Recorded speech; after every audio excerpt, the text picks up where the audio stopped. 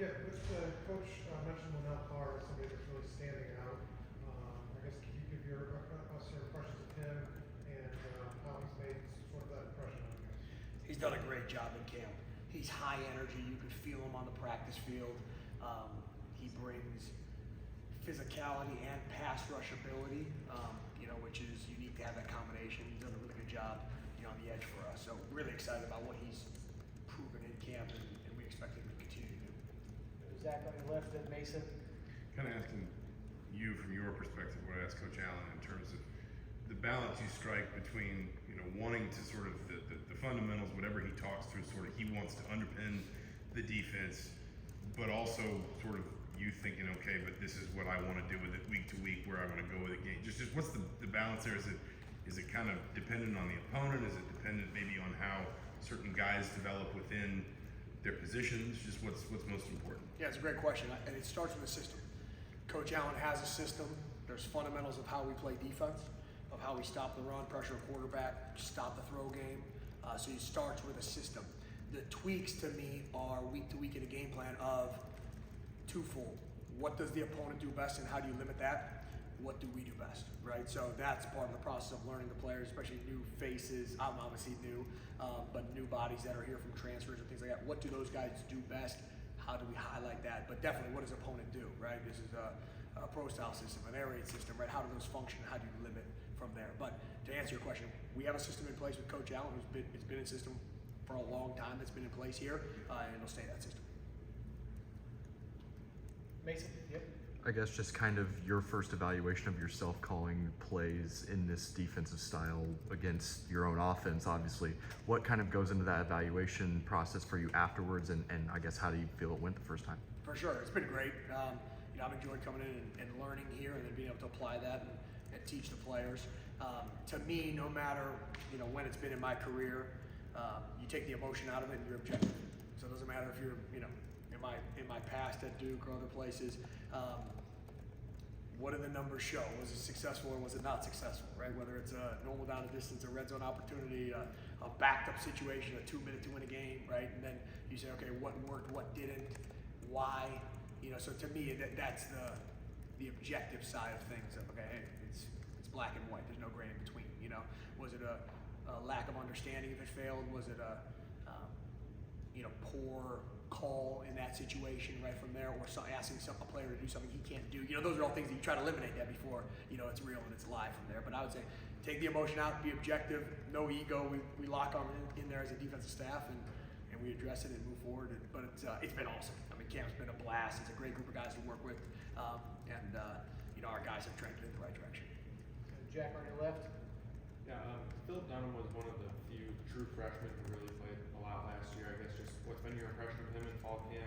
What do you like? Where do you want to see him keep growing? For sure, very talented guy. I mean, as you saw, that's why you earned playing time as a freshman. He came in, he's got length, he has speed, he has physicality, he has ball skills. I mean, he has a lot of traits that you want from a safety standpoint.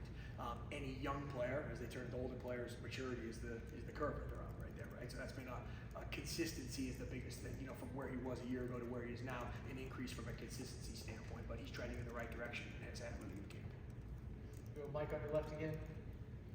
What did you take from last year working at Ohio State as an analyst, and how, what were the challenges of it? What was sort of, how did you use it to sort of reset and kind of go from there? For sure.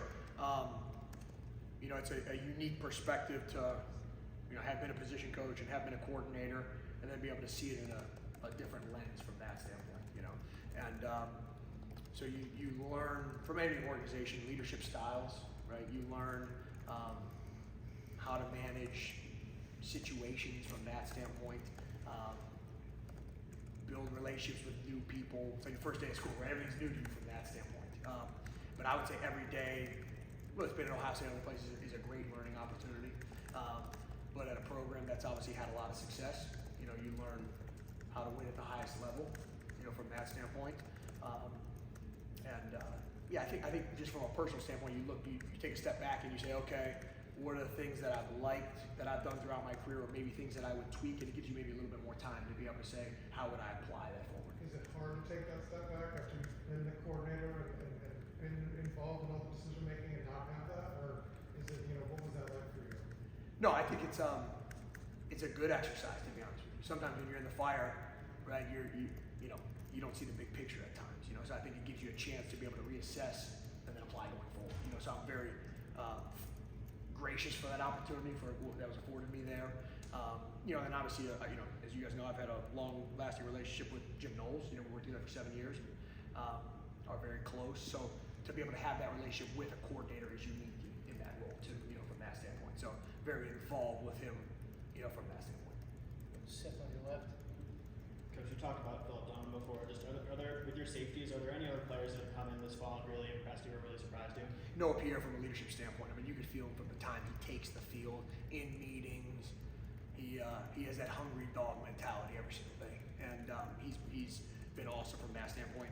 His play continues to rise, and then Lewis Moore would be the other one too. You know, who in the spring trended in the right direction, has continued that progress, but has been really productive on the field and been a leader often as well. Jim. Matt, a couple years ago, Indiana's defense was really rolling. Of course, the takeaways were the key to that, and that has just really fallen off, as has the defense. What can you do, have you done to focus on that? Because when you're a team like Indiana that obviously does not have the talent that Michigan's and Ohio State's have, you have to do things like that. But what can you do to get this program back to those things? It's a great question. I think it's twofold. How do you drill it to make sure that it happens? That's been a big point of emphasis from the time I've been here, right? Takeaways, tackling, and effort is our DNA from that standpoint, right? So how do we make sure we're taking the ball away? We've thought long and hard in the offseason of what are the best drills to simulate this? How do we demand this at practice? How are we held accountable when we don't do this? So that's the first start. The other is the design, right? So I'll use an example of if you played in 2017 at Duke, we played on normal downs, the second most man coverage in the country. Okay, we weren't a great takeaway team, but we had a lot of PBUs because guys weren't looking at a football, right? So from that standpoint, is also the design, right? What's the balance of tight coverage and zone coverage and pressure on a quarterback or dropping into coverage, right? So that's the fine line. So just going back and seeing, okay, how were these takeaways created, and then trying to get back to that, as you know, from a design standpoint, and then also from a drill standpoint. Last one, Mike. Yeah, I asked Carter, what about the rest of the defensive line? We got Andre Carter, we got, you know, 11 faces there with Doris, you know, transfer coming in, return. What have we kind of seen from that competition, and how do you like how things have developed?